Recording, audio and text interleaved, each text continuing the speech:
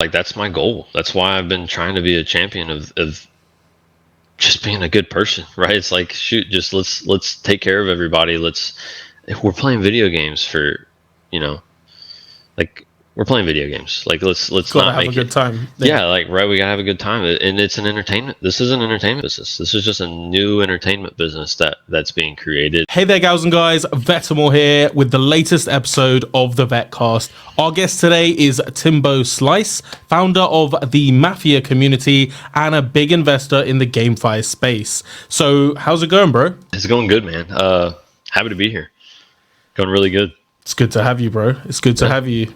Let's jump right in. So one of the reasons I've asked you to come on today, Timbo, is that you're building a GameFi community with a great ethos. We had a chat like earlier.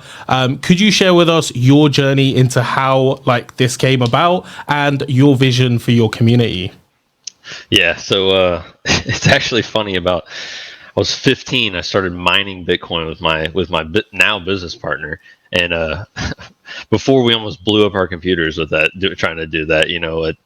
We were in that space learning a bunch about it, and luckily being in the inside group there, we were able to make some good money, and we've been big gamers our whole lives, and really just we've been in crypto, but then saw the blockchain games coming out. It's like, okay, this is literally our two passions coming together and merging. It was like destiny for us, and it's been perfect coming into that. And so, we saw that opportunity, but then, we've been in esports for a long time, and seen the things that go wrong with it, and the toxicity and then the toxicity in the groups right now, and the projects, and just we're in the infancy of all these play to earn and communities, and it's the internet burst or boom. It's like everybody thinks that they can do it right now. Everybody thinks that they have the special mojo for what they're doing, and so we're doing the same thing. we think we have it, and so we're just taking some lessons that we've learned throughout our journey, and I think we have a good mix of it. We're the right age of the mix between having time to make some money for ourselves, but then also have put a ton of time in gaming, and mixing those two specialties. It's like we're able to create an amazing community that really has a chance to take off in the space. How long has the Mafia community been going? We've had it about 6 months now. 6 months. Nice. Started small. I would say this prior 6 months, I've been in Gala or in this space for about a year. It's funny. Illuvium is one of the first Discords I ever joined. I still have it. It's at the bottom of my Discord. But I've been in the space for about 12 months, like almost exactly now. First 6 months was just kind of just building a reputation for myself, just grinding in the community, learning everything I possibly can, getting to know everybody. And then the past 6 months has been just the building the infrastructure for the Mafia. So, when these games really start taking off, we have that infrastructure, we have the pillars built of what we believe in, and every new member that comes in has that foundation to really get a good foot in the door.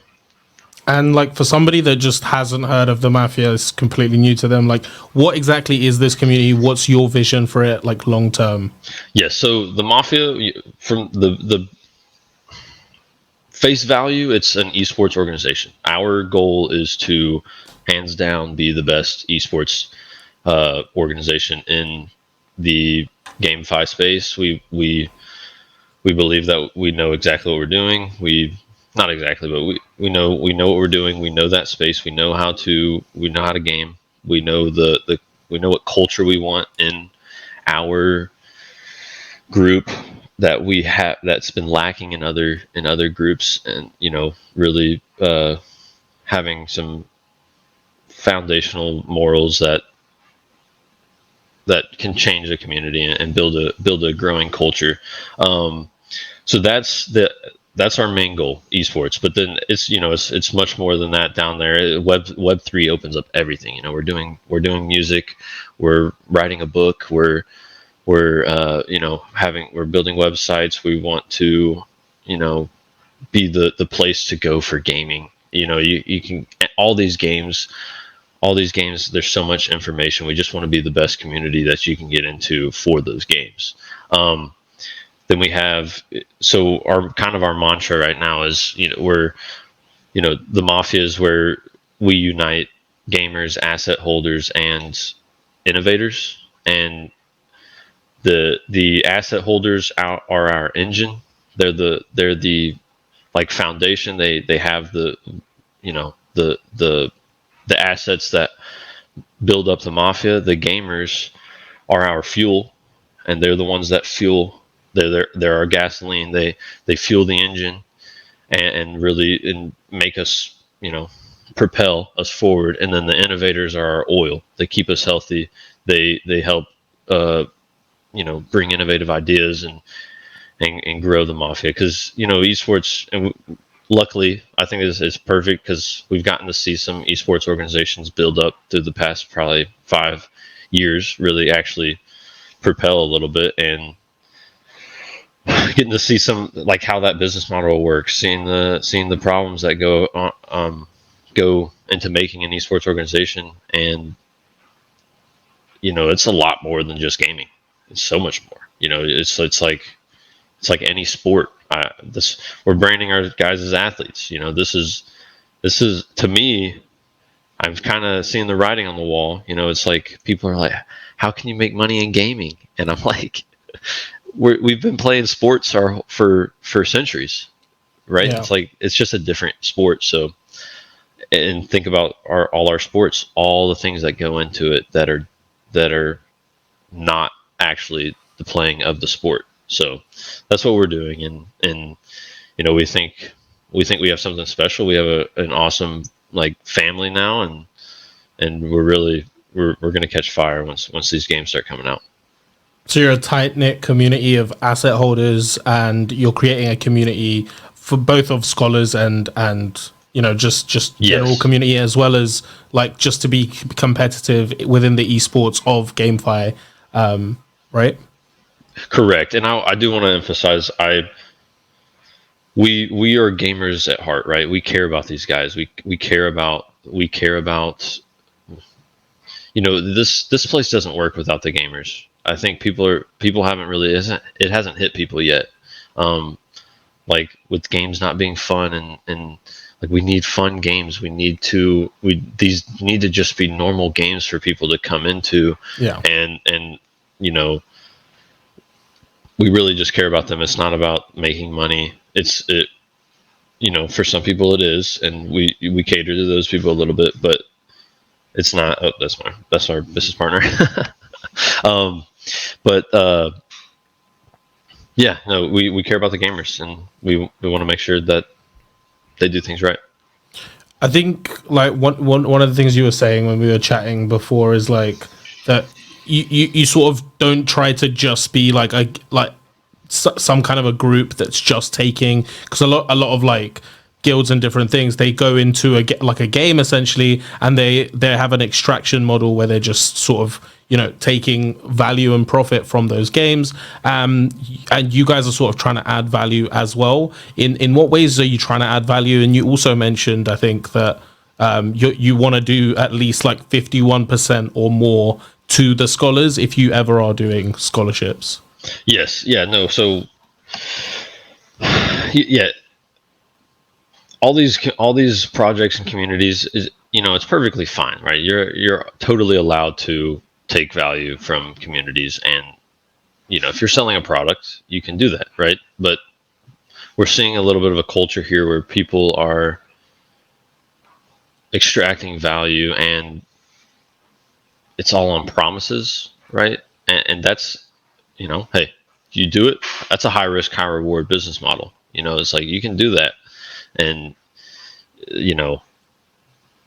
you can see how it does, but don't get upset when your community base is, we've seen these communities, how they react to that. It's you have to understand consumer culture a little bit, but for us, we have assets in games. It's not really like we don't have to get money for. We're in a cool position where we don't need to get money from people. We can build our product and you know just provide value, and this it's different. The money that we're getting is from getting really quality gamers, and that's the beautiful part. Is so we're creating the best environment for quality gamers to come in, and we're going a more quality over quantity route. We build an amazing environment for quality gamers. That's the product that we're selling. Is okay, they have the best Discord, they have the best knowledge, they have the best community, they do have investment opportunities like DAOs in the future. We have a bunch of stuff. We have a strength coach, or a strength and nutrition guy who's on board. We have different things that you work up the ladder, and you just prove that you're a loyal member. You get the best assets to use in these games. You get a high percentage of those winnings that you get, and the bigger and better you get in these games, the the more possibility you can earn. So that's a big part of the Mafia too, is how many assets we have. So like, say, have you looked at Mirandus at all? You see Mirandus? A tiny bit. Yeah. So it's like, so say an MMO, right? Like, say World of Warcraft. If you came in World of Warcraft, and the Mafia owns a bunch of stuff in World of Warcraft, the higher up you are in the Mafia, the more things you get to use that are Mafia assets. So then it's that's the product that we're selling, is really providing them with really good gaming experiences, so that they want to be here. And they're, in turn, what they're providing us is their amazing skill at gaming, and we make money off of that symbiotically. And I'm don't want to take more. I want to give them more than I take. So really, it's just a real partnership and agreement to work together. Cool. And then to sort of move things on a bit, you mentioned Gala Games, and that you guys are heavily involved in Gala Games. I've personally, like, in the past, I've had my doubts about Gala Games, about their economics and their ethos, but I haven't really been involved. So, like, since you're super close to the project, I was wondering if you could give us some insight into how you see Gala Games developing over time, what actually is their ethos, and why you feel that they are sustainable in the long term.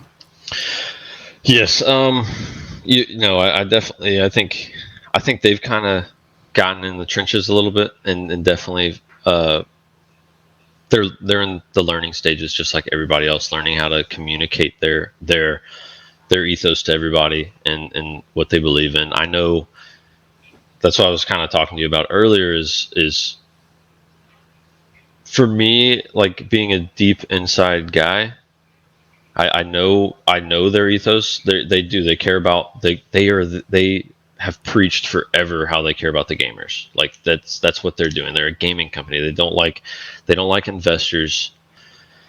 There's a thing in the chat where you can't talk about investing. That's like a big thing.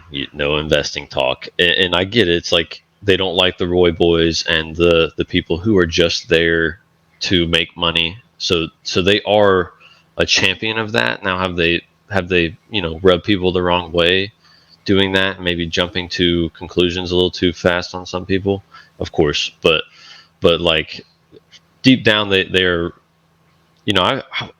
a year ago they had 20 people when I joined in, and now they have over 250, and it's been crazy to see that journey. And I think they've grown super quickly, and they had some growing pains and are learning stuff, but I think they're in a really good spot. I think things, games are about to come out. Like, they're in a really good spot When you now. say 20 people, do you mean 20,000?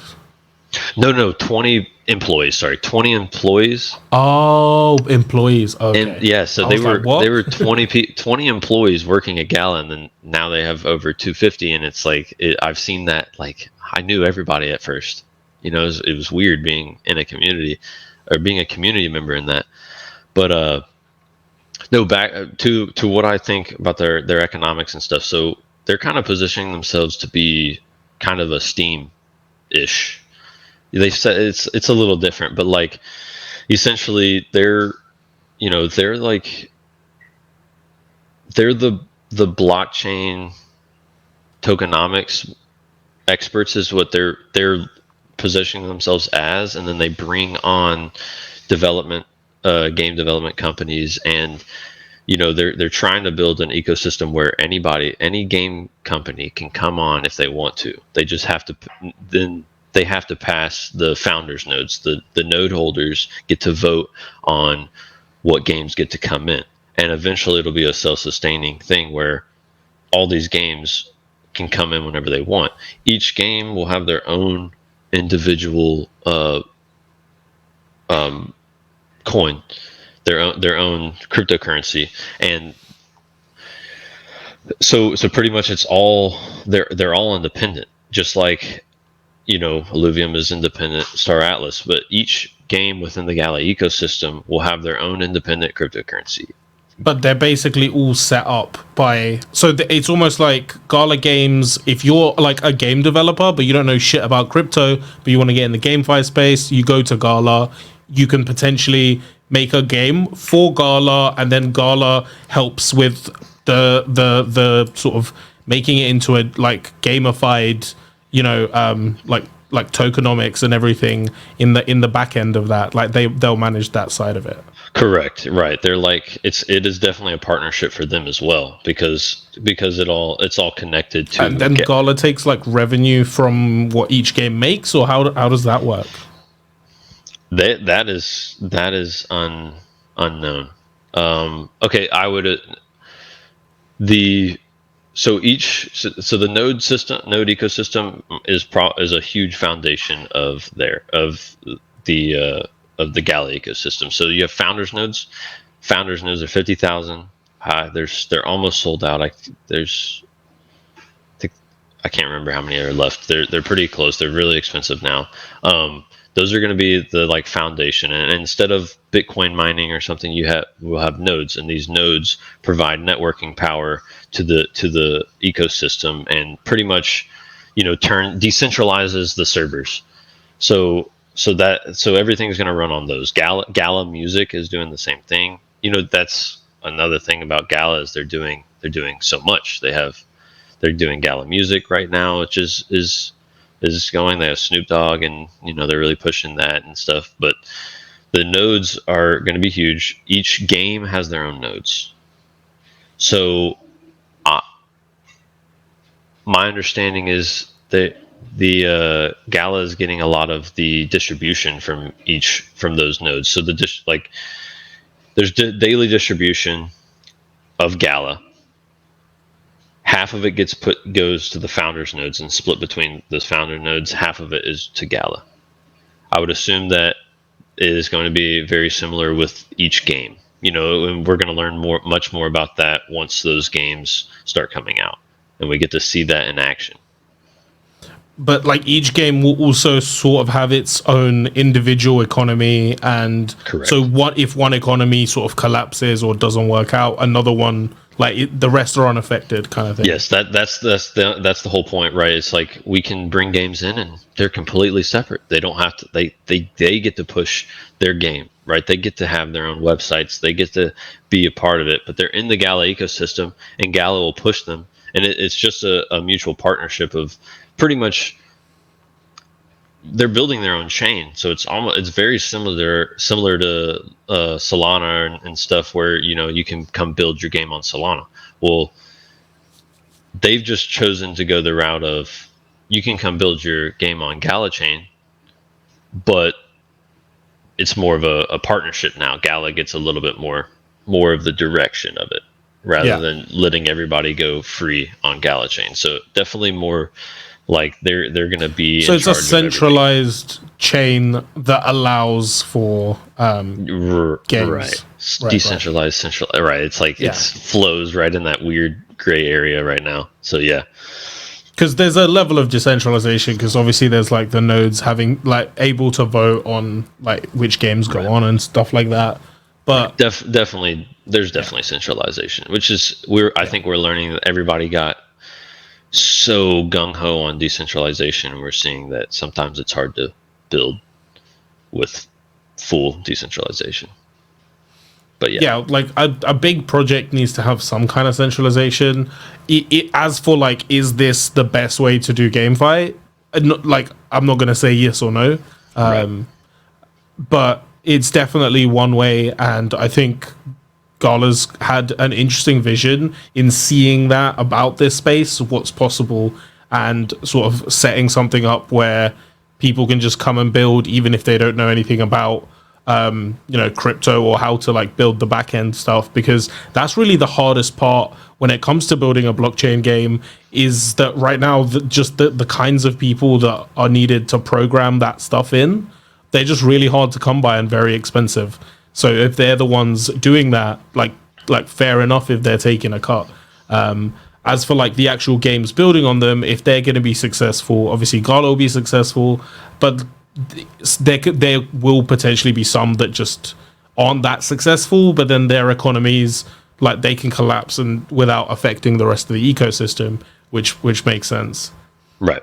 And then those games, though, like what kind of like, because the little I do know about Miranda's is that, like, so even just the rest of Gala as well. So there's a general thing of, we sell loads of like NFTs before the games are even out, and then when the games are out, whoever bought these NFTs has like a huge in-game advantage. This, like in Illuvium, for example, just isn't even a thing. No one gets any in-game advantage. Like, how do you feel about that? Because to my understanding, like, I was listening to an interview with one of the founders of Miranda's, and he was like, yeah, potentially, like, somebody could literally buy all the like whatever that makes iron and make a monopoly on iron, and then it will be really hard to get swords, but then people will find swords more precious. And I was in my head kind of like, yeah, but like newcomers are just not going to want to play these games where loads of like whales have come in ages ago and bought everything up. Like, how are mainstream people gonna like play games that they don't almost have any ownership in, and they haven't been whitelisted beforehand to get anything? I will. Okay. So I guess we kind of get to see like, so Mirandus is really adopting kind of the pure capitalism role in economics. You know, they're it's kind of crazy to see. Okay, so I think we're in this really weird phase of these games where everybody is either an asset holder or not, right? And it's like, if I'm not an asset holder in this game, I don't want to be in it. Yeah. I want to go into some other game and be an asset holder. Well, when the realization hits that, you know, there's only 2,500 land deeds in Mirandus. So if there's a million players, you're looking at 0.002% of the players. So, you know, I think, yes, that's going to happen, right? The psychology behind it. Now, I'll say in a game, so Spider Tanks, I can tell you right off the bat, because I don't know exactly how Mirandus is going to do lending and stuff, but lending is going to be the key to all of this, right? I totally agree with you. We have to, like, you can't have a massive advantage just because it's see, so you can have a massive earning advantage, but you shouldn't have a massive advantage in the game. And that's my key.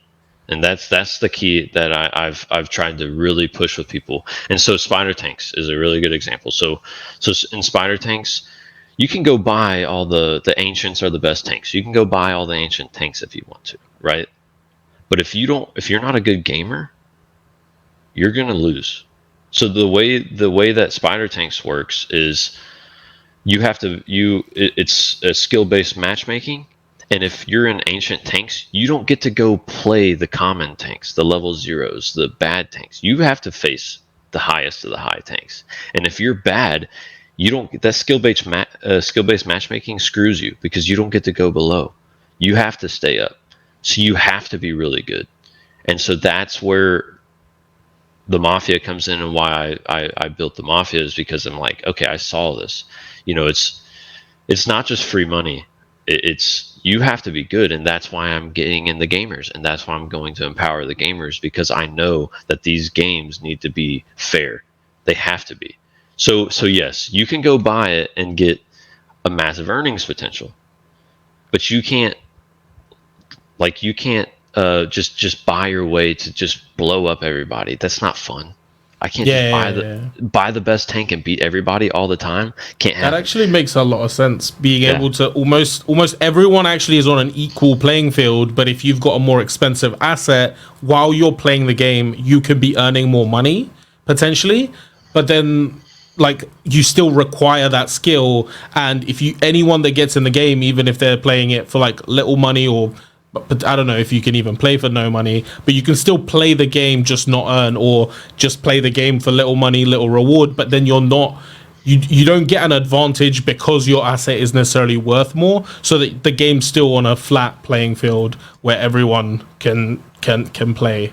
Because like World of Warcraft, like if you got in like years after it started, like it's just not a problem that loads of like level 80s or whatever exist, because you like there's still a clear progression for you to be able to improve. There's no one that just dominates the whole game, and there's just no clear line of progression for new players. And I think that's what GameFi needs to have as well, just a clear entry point where people can get in and progress.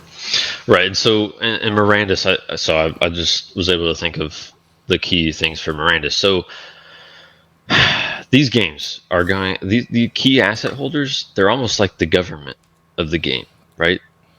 And we're kind of in a cool spot where now, if you're leaders of a game and your government of a game are shit, then you don't have to stay, right? You get to leave. And so that's different than the countries we live in. It's a little harder to leave the country that we live in if the governments aren't good. So in Mirandus, I own a town and I own a decent amount of buildings and a lot of characters. From my perspective, sure, you could say I have an unfair advantage in the game, right? But when it really gets down deep into it, it's like, how the hell am I going to run all of that stuff? How am I going to run a town? How am I going to run these buildings? How am I going to run all these characters? How am I going to man my boat that I have? How am I going to man the dock? I have to get, I get to hire people, and I get to get people to run this and build the town and build a culture in the game and help people. I get to make it interactive for everybody, do good quests for everybody. I get like, that's a lot of time. Am I even going to be able to play the game? That's what I've questioned that as well. It's like, am I going to be able to do it? So yes, I have an amazing earnings potential, but that's all the risk that we took, right? We took a massive amount of risk just betting on being able to make money in a game. So yes, we can earn a lot of money in these games, but we won't. But the beautiful part is, if we're not benevolent and not nice to people in these games, and that goes for anybody. It goes for people, for gamers, anybody. If we're toxic, they'll just leave. And that's where I think the pure capitalism in the certain games, I think these games are going to be really cool for, really figuring out these economics. We're seeing a lot of people that think they know economics and they don't, right? And they don't truly understand it. And I think you made a really good point. Sorry to interrupt. I think you made a really good point there with the fact that the people that do own all the land or whatever, like, they're essentially the government. And if the government isn't friendly to the new players, the new players literally don't have to play this game. It's their choice, and they can just leave. And if nobody's playing the game, the government loses. Like all of you people that own these lands, like they'll just lose value really quick if nobody plays the game when the game comes out. So you've actually got to be incentivizing people and making it accessible and nice to play so that it is enjoyable and quests are fun to like. Everything needs to actually cater towards like new people coming in, otherwise the whole thing just doesn't work. So that actually, like, something clicked there that actually makes more sense. Right. Yeah, and I think it's totally right. Like that's my goal. That's why I've been trying to be a champion of just being a good person, right? It's like, shoot, just let's take care of everybody. If we're playing video games for, like we're playing video games. Like let's Gotta not have make a good time. Yeah, like right, we gotta have a good time, and it's an entertainment. This is an entertainment business. This is just a new entertainment business that's being created, and it's I think of it as like a mall. It's you have the mall, the owner of the mall, you have the owners of the stores, you have the managers of the stores, and you have the employees, right? The other 99% of the people that come into malls just go there to spend their money and buy stuff, and that's what a lot of these games are. And everybody is thinking about asset, like owning these big assets right now, and thinking that they missed out, and it's like, why does everything have to be so expensive? I'm like, these games they're funding. We're like the new venture capitalists, kind of. We're funding these game developers and funding their game and what we believe in, and that is a massive amount of risk. And so you have to be rewarded for that. And so some people say it's fair, some people say it's not, and it is hard to tell. I don't think it is unfair, and like you've actually totally just like blown my mind a little bit because you've changed the way that I actually see it. And I think the thing that I had a hang up on is the fact that on Axie Infinity, like everyone that plays that game is there to make money, and everyone is there to extract value. So then like the economy has to collapse, and that's what has happened with Axie Infinity. But the thing that we're seeing in like just mainstream gaming like Fortnite is people playing a game and not making any money but spending tons of money. I think they make like, I don't know, 10 million a month just from like skins, or it might even be higher than that. It's nuts, right? And that's people paying money just to have assets that just look better and just make them feel better within that game, within that community. And I think that's really what's happening here. And it's almost like, like someone's discovered a new plot of like a new land, and they own the land, and they're like as you said, like all of you guys, you're the venture capitalists coming to invest in this new city to like make it a reality. And then when people are coming to play these games, it's a made game, and even if you're coming in and like all these people own these lands and stuff, there'll still be money making opportunities because you can go in and like play with the economy, but there'll be just great opportunity to come in and play a game like you'd play a normal game. It's just that you get to own your assets. You're not there necessarily to make money. You're there to have fun. And that's what most people will be playing games for, not just to make money. And then some people from like maybe third world countries, the amount of money that they could make will be nuts. But if you're like in the West and you're making $10 a day, like it's not like a huge deal, and you might just keep it in there. You just keep almost reinvesting it and just like getting more clout by just having like cooler looking skins or whatever, and just having a good time. And like that's what it really, that's definitely made me see that a different way. Right, and so that's the dream, right? That's the dream that they have. I'm a very, very aware person on this, that they sold me on the dream as well. Now it's the execution part. Now we're getting in the nitty gritty parts of like, can we make it happen, right? Can we get the right sinks in? Can we get the right, battle inflation? Can we keep these economies healthy? What even is a healthy economy? Like, what's a healthy coin price? All of that stuff. But I'm happy I got that across. Like, I think like that's the dream. That's the idea. It's just a mindset shift. And I think the Axie Infinity, kind of brainwashed a lot of us. Kind of, it did. It kind of put a bad taste in our mouths of what these games are. It's all about making money. I'm like, from my perspective, no, it's about I'm an investor in creating an amazing game. Like I have to sell this. We have to, like, it's part of my business now. So it's like we're making fun games for all our guys, and then that's guys and girls, and that's what that's what the Mafia is for as well. It's like I'm going to be a part of that. I'm going to be part of spreading the joy of gaming and making these things fun. Yeah. Very, very well put. Very well put. Let's move on a little bit to Illuvium. So, to my knowledge, like, you're yet to properly jump into the Illuvium space. Obviously, as you said, you're in the Discord, but I don't think you've invested yet. I'm curious how, like, as like an outsider to, like, you're not like every day in the community. How do you view Illuvium as an outsider? Because, like, we mostly have guests on this show, for example, that are familiar with Illuvium, and I'm actually interested to see how the project is perceived from people in other GameFi projects. I really like Illuvium. When I first started, I had, it's kind of a Kickstarter game. It's the same, gets the money in to build the game up. I thought, big if true type thing. It's like, okay, cool. Like, I see all these projects, all of them at that time a year ago was all a massive bet. Like, okay, this I got Star Atlas. Really, right then, or in the very beginning, it was Star Atlas. Axie had already passed. I was like, I'm not into that. Star Atlas, Illuvium, and Gala.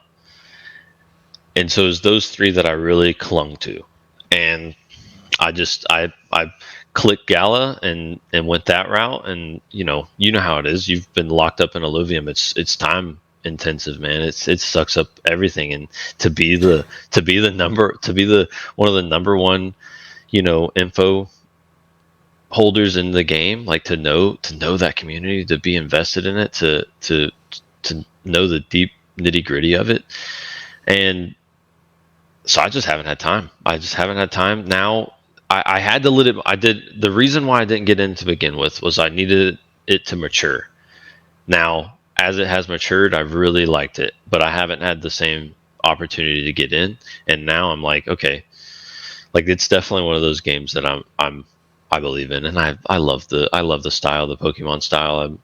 It's like badass Pokemon. So I've been playing that since I could even remember. Picked up a controller or the Game Boy Color. No, so I'm definitely in on it now. I think I like the way they interact with the community. They're I can see their passion in it, the love that they have for it. So I think they have a lot of good things going for them.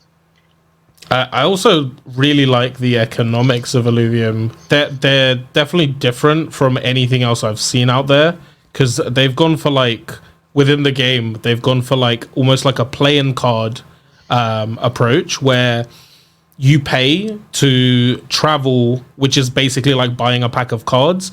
And when you go to travel, you, like, catch alluvials, which ones you find, catch, like, that requires skill as well, and there's, like, some randomness in there, and then you catch them.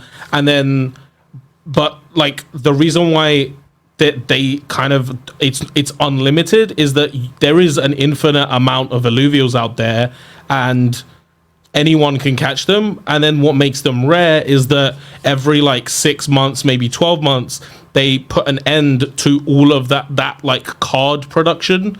Like, for instance, like, there's, like, first edition, like, Pokemon cards. They technically have an unlimited amount as long as they're printing that edition. And then once that edition is no longer being printed, they'll start a new edition that are like equally powerful or useful as cards and as like playing games, but they're not as rare as necessarily like the first generations and things like that, so that anyone can get in like 100 years from like 5 years from now and then they can still just like go out, travel, get an alluvial, and then the actual in-game currency, they've like capped it so that it can only go up 25% and down 25%, so there's still like fluctuation, so people like buy low, sell high, and like play the market, but like to kind of bring stability to like the currency that's going to be within the game, which is fuel, which I find to be quite interesting. But so that I absolutely love about Illuvium. What are your thoughts on that? No, I really like that, and it's funny because Townstar is doing something very similar as well. So they're doing almost exactly the same thing. They're all of the NFTs they've sold up so to this point are season 1 NFTs or whatever they're going to deem it. It's the first tier of NFTs, and then the next time they release it, the earnings potential on them will be lower, but they'll have the same power, and they'll be much cheaper to get as well. And so there's that getting in the new players as well. They're getting, you're benefiting the early adopters. It's the same with Illuvium. Is instead of putting as much money in, you're putting a lot of time, and that's going to be cool to see. I totally. I really like the style of less about the extraction at the beginning and more about the time based.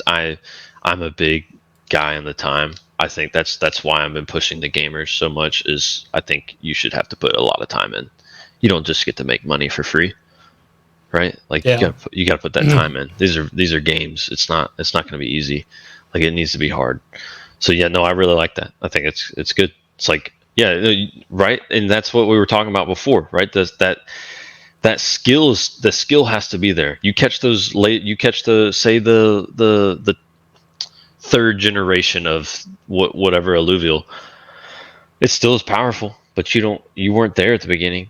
Like you don't get to like the economic rewards, right? Because there's the risk reward in Illuvium. That technically, that like even like third generation, you can earn just as much playing with them, because you don't really earn in like you can obviously earn by playing Illuvium, but it's not really earning focused. It's more like game focused. Right. So like it's got the same utility as an old one. The only advantage to an old one is purely just like a shiny hollow Charizard, like shiny Charizard. Like, okay, cool. Yeah. Okay, awesome. Yeah, then I like that a lot. No, yeah.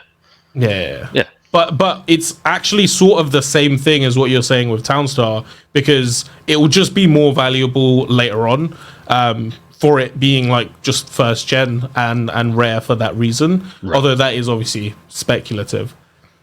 Okay. Yeah. Cool. Yeah. But yeah, no, I think all these games, if they add the game breaking mechanics of pay to win, it's like they just they pay to win just would crush this space. It crushes everything. It crushes everything. It's not fair. We've seen that. We've seen those games. They wither away and crash and burn. But then some of them don't. I don't know. I was thinking about Clash of Clans right there. That game's still going pretty good. But yeah, no. But yeah, no. I think I really like Illuvium. I've been in my own microcosm for so much. I have more people coming in, and they're able to whisper in my ear some Illuvium stuff, and I'm like, okay, I now I remember it. I was I had forgotten about it for a little bit because I was in my own hole, and I see it, and I'm like, I now I remember why I was interested in it to begin with. So. I mean, I know I'm definitely in my own little microcosm of Illuvium stuff. Like, I just talk to Illuvium people every day, and then I forget that there's another world out there. I know it's hard. Hey, that's the power of Discord in these communities too, man. It's like building a community, making sure you're in a community that is able to help you see everything, and that's what we're trying to do as well. Yeah, because in all these games, like, there's a lot to see, and there's a lot of depth in the tokenomics and the different things, and you need people that are aware of those things to continue onboarding newcomers. Yeah. Yeah, I mean that's another thing is who's say 5 years down the road, who's going to be making money in Illuvium? It's going to be people who have been there for 5 years that know every little aspect of it, who have the time to put into it, and it's going to be the top 10% of people earning. And for everybody else, it's going to be a fun mall to come into, a fun game, just Call of Duty, just World of Warcraft, a normal game that they get to come in and play some badass Pokemon. I think the people that are going to be making money are the people that have bought ILV tokens and they've bought land, like one or the other or both, and they've staked their tokens and they're just holding on to them, because all the revenue that the games make just gets like literally distributed to the token holders. And that's really the long-term play with Illuvium. Just buy the token, stake. You don't even have to play if you believe in the project and what they're doing. I can't wait to play though. I know, dude. I know. Everybody's itching, man. Everybody's itching to play something. We're like, just give us a real game. Give us something. We're tired of mini games. There's just mini games everywhere. Give us a real game. Okay, so to move things on again, as obviously someone that's been in the GameFi space for a while now, which I like, it's just a year. Like, that's fucking infinity in the GameFi space. Right, it is. You're one of the old guys. What is your vision for how like onboarding of mainstream gamers will come about? Which I think we've touched on. Yeah, no, I think it goes back to like just a narrative shift of like, this isn't, these are, we kind of screwed it up with the play to earn on it. It was play to earn. No, this is just play and earn. This is or play and earn, or like these are just games with economies in them. That's all it is. It's all the games you've always loved with economies in them. That's why I prefer GameFi, because it's just games with I do a like financial GameFi aspect. Yeah, right. I like GameFi. I think I like GameFi. I'll start saying that more. Yeah, no, I think it's like we have to really realize that, especially the people in it right now are the ones who were the ones with the assets that have been putting the time into it. We have that chance to really redefine it and make it. These are games with that you get to empower the gamer, and we get to own our assets, and like there's a game called Grit coming out in Gala. It's Red Dead Redemption Fortnite, pretty much. It's a battle royale. They're gonna have battle passes. They're gonna have all of the same exact thing that Fortnite has. It's just gonna have an in-game economy now, right? And that's what I think it once we finally get over that hump, however we do that, like that's what I envision it. Just a bunch of really cool games with economies built in. Yeah, I think like long term, the place where I can't wait for us to get to is when like there just isn't even GameFi anymore. It's just games. The only games that won't have GameFi is like RPG games, because that just doesn't need financial aspect. Right. But like when like logging into a game is no different than logging into a game now. Making a wallet, like within the game, you almost shouldn't even need to make a wallet. Like when you buy some in-game like bucks in some kind of game, or like COD points or whatever, like it doesn't tell you that it's making you a wallet. It just happens, and it's just integrated within your account in your game.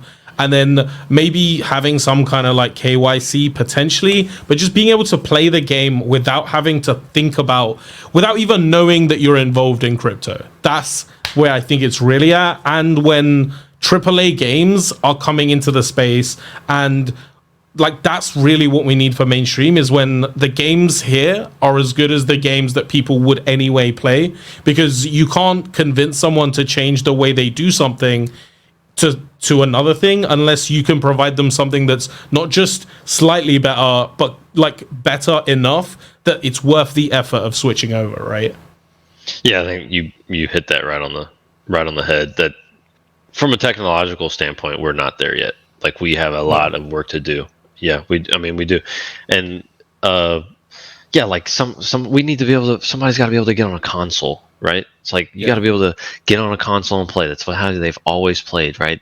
People they're used to the controllers and they don't like to get on mouse and keyboard. It's like yeah, there's so many aspects like that need to be implemented to really kick this off.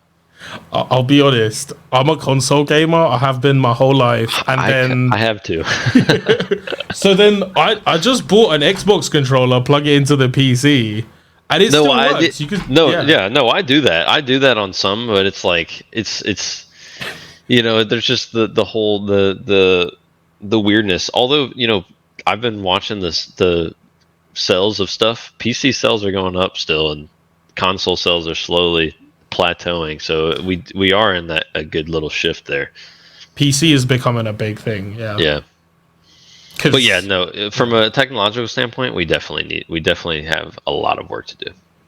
Yeah, no, definitely. I think we still got a few years to go, and anyone thinking that they're late or whatever is just we're super early. It's insanely early still. I think we've covered quite a lot. Just one last question: if someone is brand new to the GameFi space, like what advice would you have for them right now? Like, what do you wish you had known when you were getting started? The power of community, right? Building a good community base and really digging in deep. Like the power of Discord, like getting in Discords, talking to people. The amount of people I've seen that are just I know it's hard to get in and you're scared to talk to people and you're scared because you don't know things, but like just ask. Everybody's so nice. They're mean, but they're nice, right? It's like you can get definitely in. Both, yeah. Yeah, it's they're mean to different people. I haven't seen as much of like community members being mean to community members for asking questions. No one's ever mean if you ask questions. Right, they're mean if you fud. Exactly. Right. So get in there, get in the community, dig deep, learn more. I would have sped up and I would have sped my stuff up. Maybe I would have been in Illuvium if I got in there and actually talked. Maybe I would have been in Star Atlas. Maybe I would be in a different spot with Gala. So get in there. I know from an investor mindset, I went through my stages of trying to, not putting my time in and things and thinking I was going to get value for that. So I've really learned the value of value investing, the putting your time into something, doing the research for a game that you truly love, right? Get into a game that you love. Like if you love World of Warcraft and you wanna be a part of Mirandus, get in there, get in the community, be the number one in that community. Be the main person in there striving for that game to be successful. And that's what I would say is really just put you have to put value in sometimes too, right? Like a lot of people always think about taking value away. Well, what about you putting the value in? You could be the person that makes a game popular, that builds a game up in a positive way, and that would be my advice. I think that's just honestly huge advice. I got in literally like 8 months ago, maybe something like that, and so much has happened just when I got into the Illuvium Discord and just kept asking questions, kept making mistakes, and then after like 2-3 weeks, when I thought I knew a good amount, like starting to just add value, just help the community, answer questions.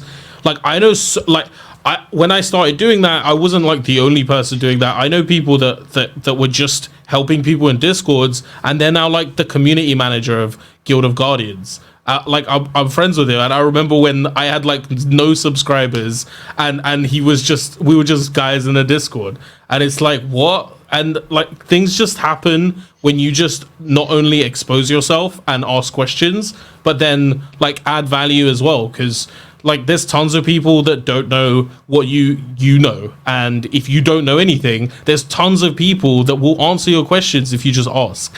Just asking questions is honestly, I'm being curious, is just mad huge at making connections. Yeah, you get over that ego. It's hard to look silly sometimes, but you have to get over that. I think everything I just said is you're probably an amazing example of that. And me too. It's like it's just we got in there, we know, and now we're helping. And We just got stuck in. yeah. We know the info. Just ask me questions. Ask you questions. You want to give that knowledge out because you care about the game. You want to grow the game. All these people want to grow these games, so they care.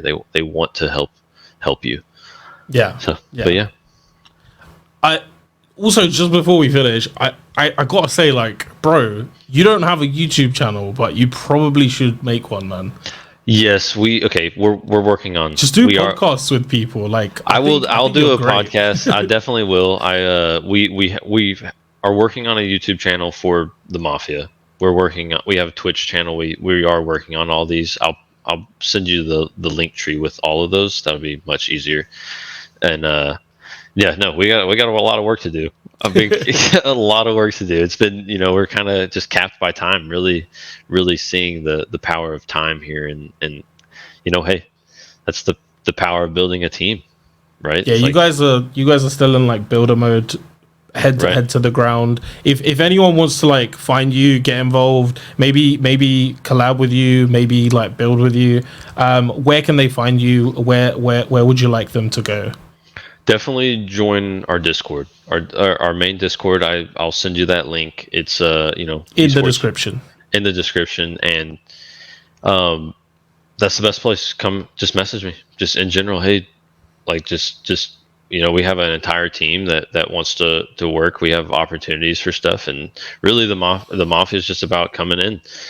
If you want to provide value, we believe in you earn what you or you get what you earn. You know what I'm saying? It's like you put that value in, you get that out, right? It's like it's the way of the world. We all want to earn things, and let's not make that more weird than it is.